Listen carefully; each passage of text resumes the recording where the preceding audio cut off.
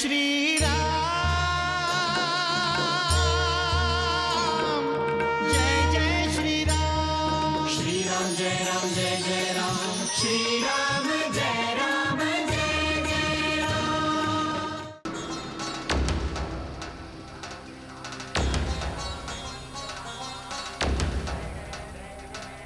आपला अंदाज बरोबर होता. आता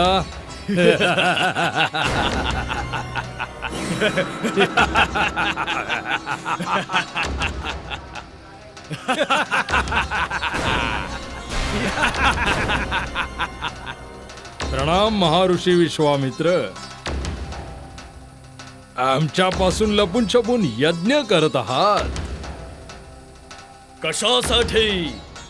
महान शस्त्र आदींच्या प्राप्तीसाठी.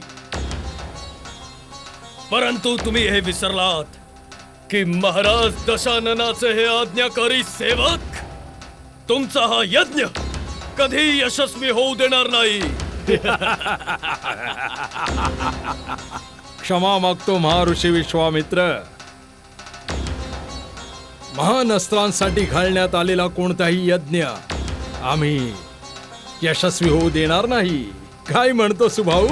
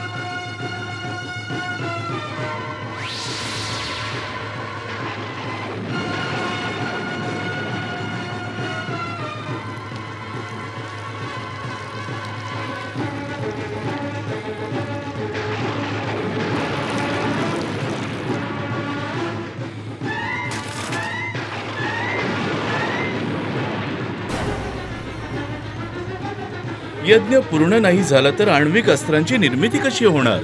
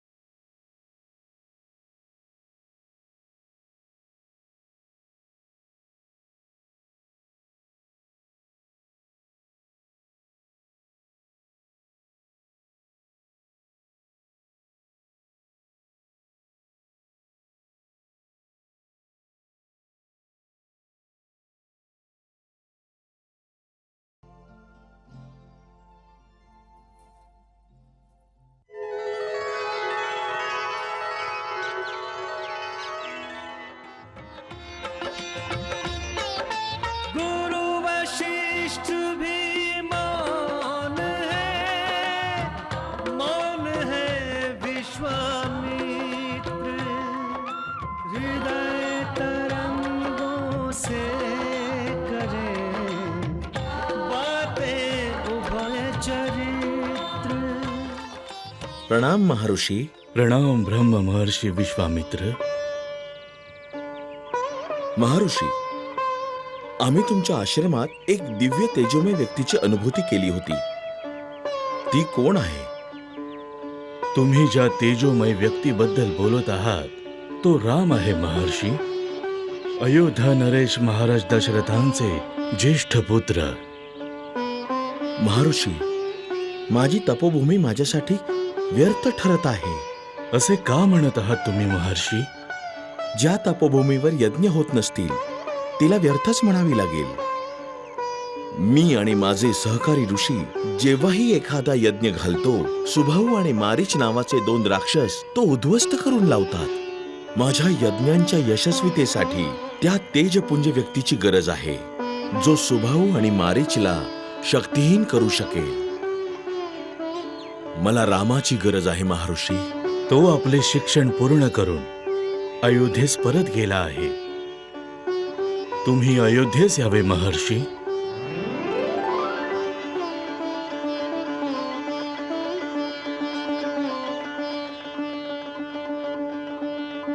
राम.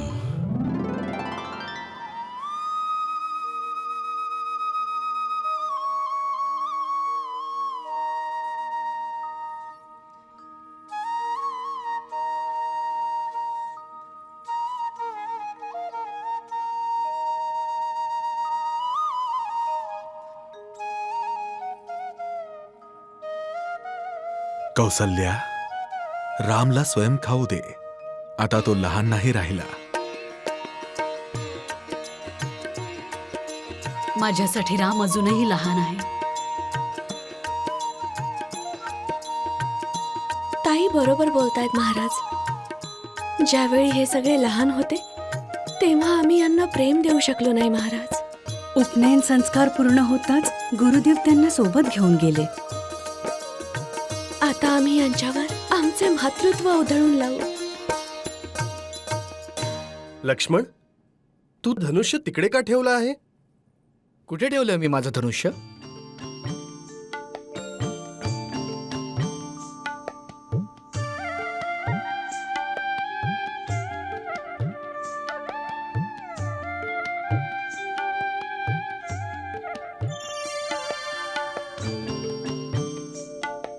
पाहिलं तुम्ही माता, शत्रुघ्नाने पुन्हा माझी खीर खाऊन टाकली. लक्ष्मण, हे घे. ही खीर तू खाऊ शकतोस. हो भ्राता, आणा, मला द्या ती खीर, मी देतो.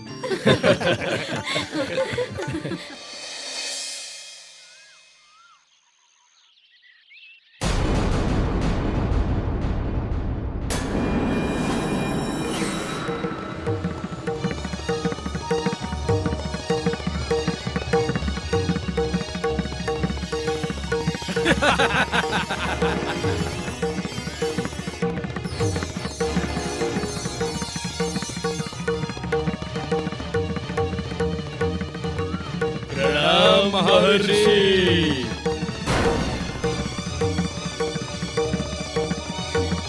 कुठे जात आहात महर्षी विश्वामित्र? यज्ञ करण्याचा विचार त्याग केला का? मग तुमच्या यज्ञाच्या संकल्पाचं काय होणार महर्षी विश्वामित्र?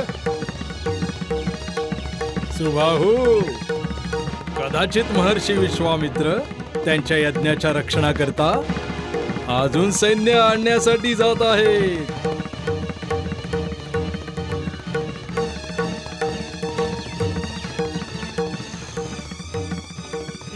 महर्षी, तुम्ही कितीही सैन्य आणा, कोणत्याही राजास घेऊन या, पण आम्ही तुमचा यज्ञ यशस्वी होऊ देणार नाही.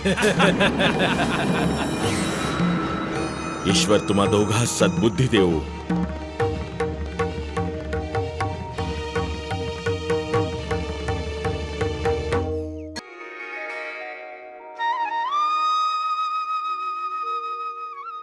गुरुदेव, मी रामाची राज्यसभेच्या कार्यांमध्ये रुची वाढवायचं म्हणतोय. जेणेकरून तुमच्या शिक्षणाचा उपयोग अयोध्येच्या भल्यासाठी शीघ्रातिशीघ्र होऊ शकेल. तुम्ही योग्य विचार करत आहात अयोध्या नरेश. प्रणाम महाराज. प्रणाम गुरुदेव. कल्याण हो. महाराज, ब्रह्मऋषी विश्वामित्र राजभवनाच्या दिशेने येत आहेत. ब्रह्मर्षी विश्वामित्र.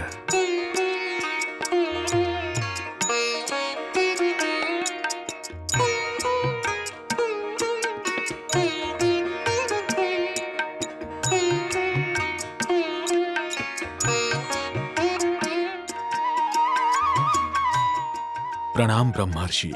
आयुष्मान भाव. आपल्या आगमनाने आज अयोध्या धन्य झाली. या रघुवंशीला आपली सेवा करण्याची संधी प्रदान करा. विश्वामित्र जी अवध पधारे, आ पहुँचे दशरथ के द्वारे. निज सिंहासन पर दे स्थान, दशरथ ने किया ऋषि सम्मान. ओ दशरथ ऋषि के चरण पखारे, विनयाचार वशिष्ठ निहारे. इस कारण आए मुनिनाथ, गुरु वशिष्ठ को केवल ज्ञात. ब्रह्मर्षी, अयोध्येच्या राजभवनात आपल्या उपस्थितीमुळे आज आम्ही अनुग्रहित झालो. अयोध्या नरेश, सर्व कुशल आहे ना? राजन, ज्या शत्रूंवर विजय प्राप्त केला आहे ते पुन्हा त्रास तर देत नाहीत ना? आणि महर्षी वशिष्ठांचा वरदहस्त तुमच्यावर असण्याचा अर्थ असा आहे की तुमचे सर्व धार्मिक कार्य व्यवस्थित चालू आहेत. तुमचे प्रजानन आनंदी आहेत, सुखी आहेत. याचा अर्थ तुम्ही प्रजापालक राजा आहात. अयोध्येतील शेतांमध्ये हिरवळ आहे, याचा अर्थ आहे ईश्वराची विशेष कृपा आहे. राजन, तुम्हाला कोणाच्याही, या विश्वामित्राच्याही उपकारांची गरज नाहीये, परंतु तुमच्या छत्रछायेची गरज सर्वांनाच आहे. या विश्वामित्राला सुद्धा. आम्हाला लज्जित करत आहात आपण. आपण आमचे पूज्य आहात. आपण आम्हास आज्ञा करावी. आपल्या श्रीमुखातून जे काही निघेल त्याची पूर्तता करणं माझा धर्म आहे. पुन्हा विचार करा राजन. यात विचार काय करायचा ब्रह्मर्षी? हे रघुवंशी दशरथाचं वचन आहे आणि रघुवंशी आपल्या वचनाला आपल्या प्राणांहून अधिक महत्व देतात. म्हणूनच मी तुमच्याकडे आलो आहे राजन. तर मग आज्ञा करावी महर्षी. मी आपली काय सेवा करू? अयोध्येला यायचं आपलं काय प्रयोजन आहे? भूमी, गोधन, हिरे, माणिक, मोती, सोने, चांदी. महर्षी, जर आपल्याला अयोध्येचं संपूर्ण राज्य हवं असेल तर मी सहर्ष ते सुद्धा तुमच्या चरणात अर्पण करायला तयार आहे. नाही राजन, मला अयोध्येचं राज्य नको आहे. मला अयोध्येचा राजपुत्र राम हवा आहे.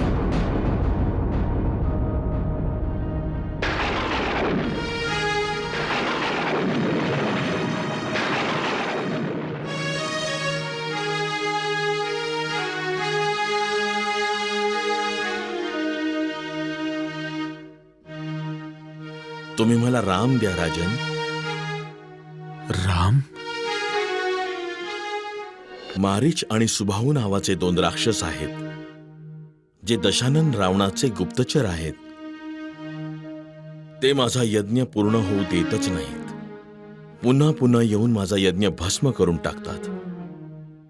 मी यज्ञ दीक्षा घेतलीये, म्हणून मी त्या 2 अधर्मी राक्षसांना शाप देऊ शकत नाही. त्यांचा विनाशही करू शकत नाही. म्हणूनच त्या दोन्ही पापींचा नाश करण्यासाठी मला राम हवाय राजन. रामला देऊ,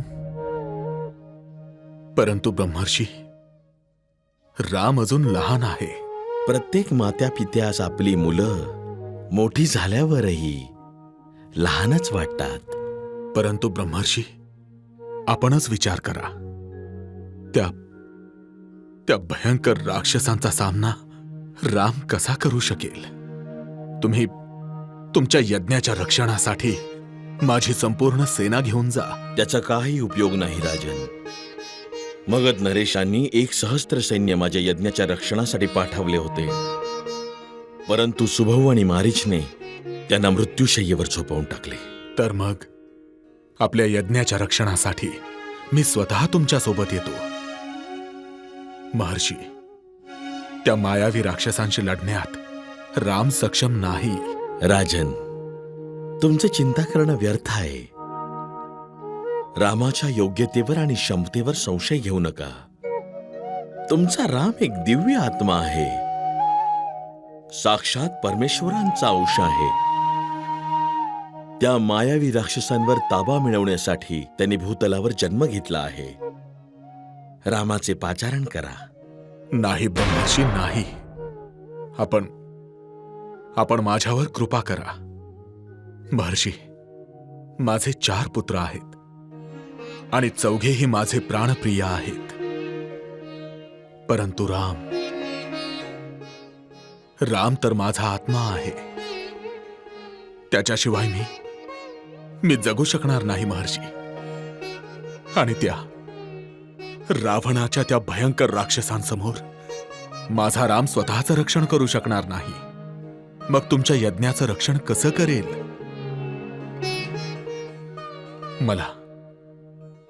मला क्षमा करा महर्षी, मी तुम्हाला राम नाही देऊ शकत. आपण आज्ञा द्या महर्षी. आपल्या यज्ञाच्या रक्षणासाठी मी स्वतः माझ्या संपूर्ण सैन्यासोबत येतो. आणि जोपर्यंत या दशरथाच्या शरीरात प्राण आहे तोपर्यंत मी तुमच्या यज्ञाचं रक्षण करेन. किंतु मला माझा राम मागू नका महर्षी. मला माझा राम मागू नका. पुरे झाले राजन, पुरे झाले. तुम्ही फक्त मोठ्या मोठ्या गोष्टी बोलता. तुमच्या शब्दांना काहीच अर्थ नाही. मोठ्या गर्वाने स्वतःला रघुवंशी म्हणता, परंतु रघुवंशांसारखं आचरण करत नाही.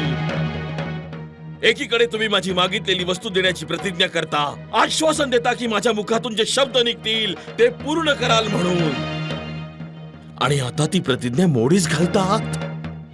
आपल्या वचनापासून मागे हटत आहात. कलंकित करत आहात तुमच्या वंशाच्या परंपरेला. ज्या रघुवंशांच्या द्वारातून याचक रिकाम्या हाताने परत गेला नव्हता, आज त्याच रघुवंशांच्या दरबारातून हा विश्वामित्र रिकाम्या हाताने जात आहे. असं नका करू ब्रह्मर्षी, असं नका करू. जर तुम्ही रिकाम्या हाती गेलात, या दशरथाला नरकात सुद्धा जागा मिळणार नाही. हे ईश्वर, आम्ही काय करू? मी काय करू? महर्षी वशिष्ठ, तुम्ही समजावून सांगा राजा दशरथना. कदाचित महाराजांनी रामाचे दिव्य तेज अजून ओळखले नाही. राजन, सर्व शंका कुशंकांचा त्याग करून ब्रह्म ऋषी विश्वामित्रांना समजावून घेण्याचा प्रयत्न करा. ज्यांना गायत्री सिद्ध आहे ते ब्रह्म ऋषी, जे स्वतः मोठ्या राक्षसांचा विनाश करू शकतात. पण श्रेय रामाला मिळावं म्हणून ते रामाला सोबत घेऊन जाऊ इच्छितात.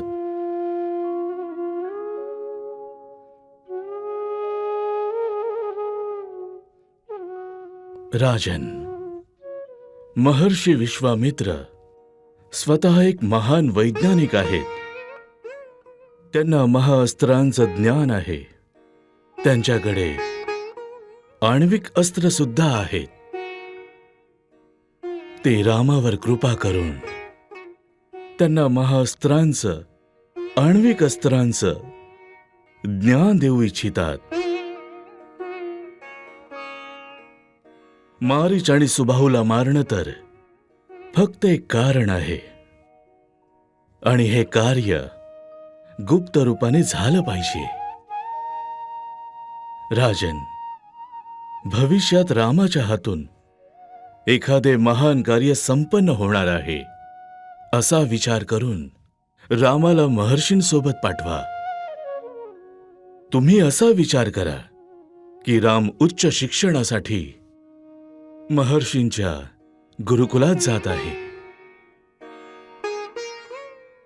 राजन, जसं एखादं मूल आईच्या छत्रछायेत सुरक्षित राहतं, तसाच राम देखील ब्रह्म ऋषींच्या छत्रछायेत सुरक्षित राहील. विचार करू नका राजन, तुमचं वचन पूर्ण करा आणि रामाला महर्षींना सुपूर्द करा. यातच तुमचे आणि संपूर्ण विश्वाचे हित दडलेले आहे. ब्रह्मर्षी, या दशरथाकडून आजपर्यंत गुरुजनांची अवज्ञा नाही झाली आणि आजही होणार नाही. पुत्रमोहाच्या अधीन होऊन अजाणतेपणे माझ्याकडून तुमचा अपमान झाला असेल तर त्यासाठी मला क्षमा करा. मी राम तुम्हाला सोपवतो. सुमंत, आज्ञा महाराज. जा, रामास घेऊन ये. जशी आज्ञा महाराज. जय श्रीराम. गुरुमाता आणि गुरुदेव दोघेही आमच्यावर खूप प्रेम करतात, परंतु भ्राता रामांसारखा नाही. अर्थात याचा अर्थ असा माते की एक दिवस भोजन पश्चात जेव्हा आम्ही चौघेही गायी चारण्यासाठी वनातून जात होतो, तेव्हा भ्राता रामांनी वनातून एक फळ तोडून दिले आणि म्हणाले, भरत, हे खाऊन घे. तुला मिळालेली खीर तर तू शत्रुघ्नाला दिली होतीस. आणि मी ते फळ खाऊन घेतलं आणि माते त्या फळाचा गोडवा इतका होता की आजही आमच्या जिभेवर आहे. भ्राता रामांचा स्पर्श तर चमत्कार करतो माते. चमत्कार तर भ्राता भरतच्या जन्मदिनावेळी शत्रुघ्नने केला होता. भ्राता भरत आणि भ्राता रामांची खीर एकट्यानेच खाल्ली. शत्रुघ्न, महाराणींना आणि राजकुमारांना प्रणाम. सभा सोडून तुम्ही इथे कसे? महाराणी, महर्षी विश्वामित्र आले आहेत. महाराजांना सांगा, ब्रह्म ऋषींचे आदरातिथ्य करा. आम्ही लगेच येत आहोत. परंतु ब्रह्मऋषी विश्वामित्र आता प्रस्थान करत आहेत. अचानक आलेत आणि त्वरितच निघाले. ब्रह्मऋषी विश्वामित्र यांनी राक्षसांपासून त्यांच्या यज्ञाचे रक्षण करण्यासाठी महाराजांकडे रघुनंदन रामाची मागणी केली होती.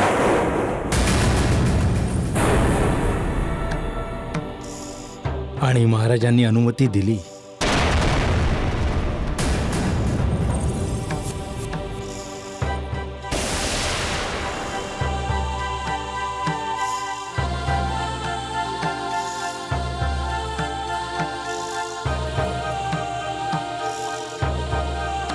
राक्षसांपासून रक्षणासाठी, अर्थात युद्ध.